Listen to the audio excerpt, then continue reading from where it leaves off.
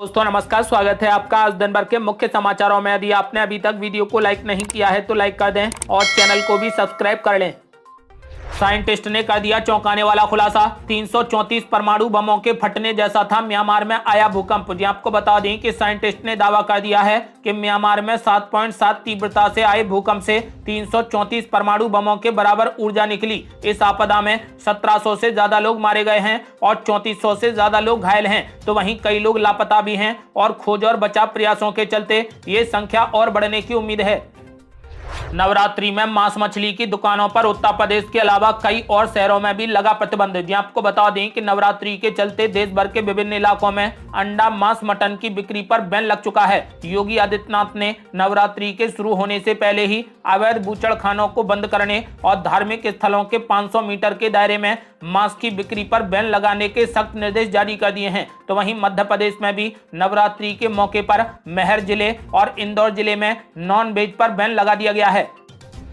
उड़ीसा में हुआ बड़ा रेल हादसा। कामाख्या एक्सप्रेस के 11 डब्बे पटरी से उतरे, एक व्यक्ति की हो गई मौत। जी आपको बता दें कि उड़ीसा में बड़ा रेल हादसा हुआ। यहां बेंगलुरु और असम के बीच चलने वाली कामाख्या एक्सप्रेस के 11 डब्बे पटरी से उतर गए, जिसके बाद यात्रियों के बीच में हाहाकार मच गया। बताया जा रहा है कि इस घटना में एक व्यक्ति की मौत हो गई।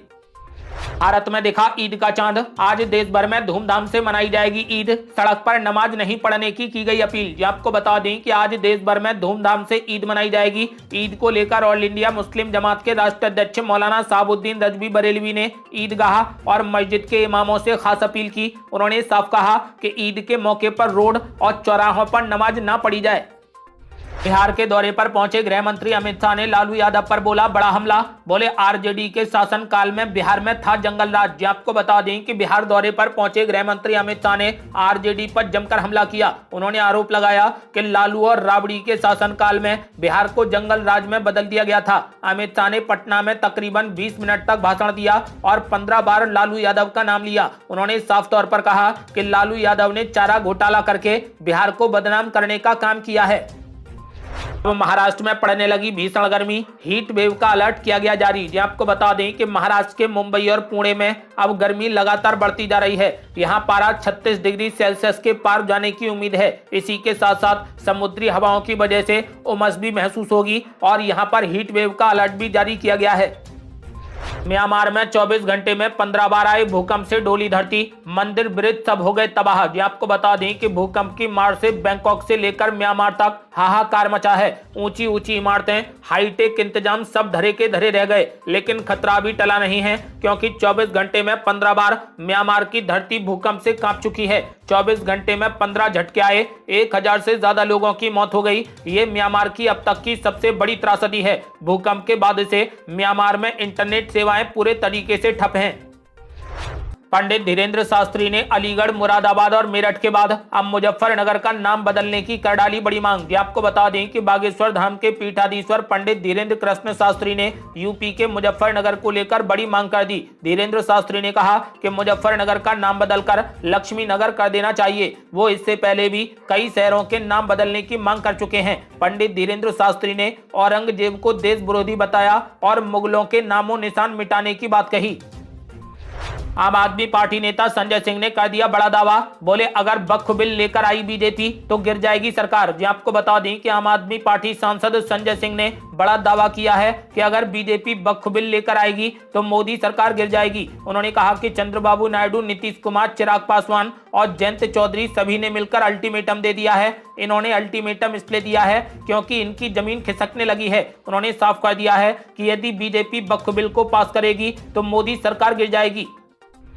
नवरात्र के पहले दिन मां मनसा देवी मंदिर में उमड़ा श्रद्धालुओं का सैलाब। परिसर में रहा भक्तमयी माहौल। जी आपको बता दें कि नवरात्रि के पावन अवसर पर धर्म नगरी हरिद्वार में श्रद्धालुओं का जन सैलाब उमड़ा। शिवालिक पर्वतमाला पर स्थित मां मनसा देवी मंदिर में भक्तों की भारी भीड़ जुटी। मां मनसा देवी मंदिर में आने वाले श्रद्धालु अपनी मनोकामना पूरी होने की कामना से वृक्ष पर धागा बांधते हैं। जब उनकी मनोकामना पूरी हो जाती है तो वे वापस आकर धागे को खोलते हैं।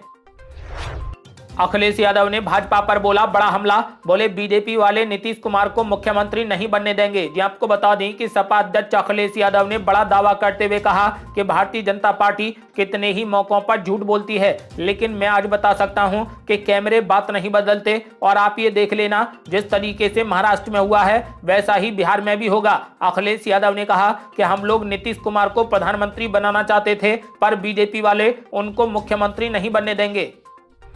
उत्तर प्रदेश में धार्मिक स्थलों के 500 मीटर के दायरे में मांस मछली की दुकानों पर लगा बैन, तो संजय सिंह ने योगी आदित्यनाथ पर बोला जबरदस्त हमला। जी आपको बता दें कि यूपी सरकार ने नवरात्रि के अवसर को देखते हुए धार्मिक स्थानों के 500 मीटर के दायरे में मीट की बिक्री पर बैन लगा दिया और अवैध कसाई खानों को बंद करने के निर्देश दे दिए। इस पर आम आदमी पार्टी नेता संजय सिंह ने बड़ी प्रतिक्रिया दी। संजय सिंह ने कहा कि योगी जी 2 चीजें और जोड़ लें, दारू की दुकानें, चिकन मटन बेचने वाले मैकडोनाल्ड और केएफसी को भी बंद करा दें। उन्होंने कहा कि योगी जी बातें करते हैं तो लगता है कि वो ड्रामा करते हैं। उन्होंने कहा कि हिंदू धर्म में कहां लिखा है कि दारू पीना चाहिए, आखिर दारू की दुकानें क्यों खुली हैं।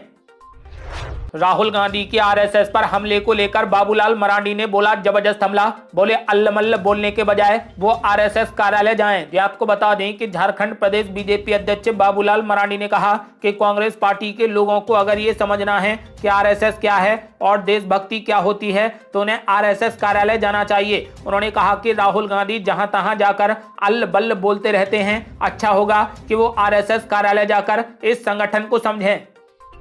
केदारनाथ और बद्रीनाथ समेत चारों धामों के खुलने की तारीख हो गई तय। जी आपको बता दें कि केदारनाथ, बद्रीनाथ और यमुनोत्री समेत चारों धामों के कपाट खोलने की तारीख निश्चित कर दी गई है। 4 धाम यात्रा के लिए धामों के कपाट खुलने की तिथि तय की जा चुकी है। यमुनोत्री और गंगोत्री धाम के कपाट 30 अप्रैल को खुलेंगे, केदारनाथ धाम के कपाट 2 मई को खुलेंगे और बद्रीनाथ धाम के कपाट 4 मई को खुलेंगे और श्री हेमकुंड साहिब के कपाट 25 मई को खोले जाएंगे।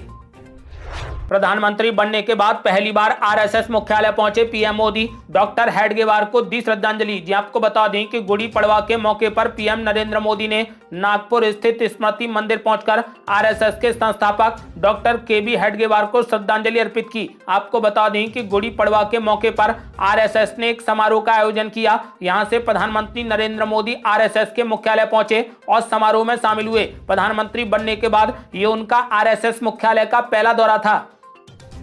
पीएम मोदी ने छत्तीसगढ़ को दे दी बड़ी सौगात, 7 रेलवे परियोजनाओं की रखी आधारशिला, 4 का किया लोकार्पण। जी आपको बता दें कि पीएम नरेंद्र मोदी छत्तीसगढ़ के दौरे पर पहुंचे। पीएम मोदी ने छत्तीसगढ़ के लोगों को रेलवे की परियोजनाओं की बड़ी सौगात दी। उन्होंने 2695 करोड़ रुपए की लागत वाली 7 रेलवे परियोजनाओं की आधारशिला रखी और 4 प्रमुख परियोजनाओं का लोकार्पण कर दिया।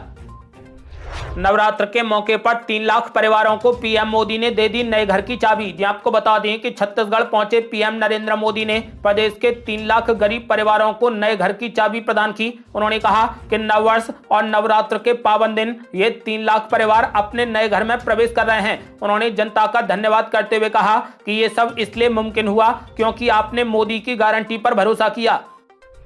बिहार में गृह मंत्री अमित शाह ने बिछा दी चुनावी बिसात, मेरे जिगर के टुकड़ों कहकर जनता को किया संबोधित। मां सीता माता का मंदिर बनाने का कर दिया ऐलान। ये आपको बता दें कि गोपालगंज में बड़ी रैली को संबोधित करते हुए गृह मंत्री अमित शाह ने कहा कि मेरे जिगर के टुकड़ों जैसे युवा मित्रों, सबको राम राम और सबको प्रणाम। मैं सभी धर्म स्थानों को प्रणाम कर शुरुआत करता हूं। ये कहते हुए गृह मंत्री अमित शाह ने बिहार चुनाव का शंखनाद कर दिया। उनकी इस रैली में एनडीए में बिहार के अन्य सहयोगी दलों के बड़े नेता भी शामिल हुए। यहां उन्होंने चुनावी बिसात बिछाते हुए बिहार में मां सीता माता का भव्य मंदिर बनाने का भी ऐलान कर दिया। आज के लिए बस इतना ही। कल फिर जुड़ते हैं कुछ बड़ी खबरों के साथ। तब तक के लिए नमस्कार।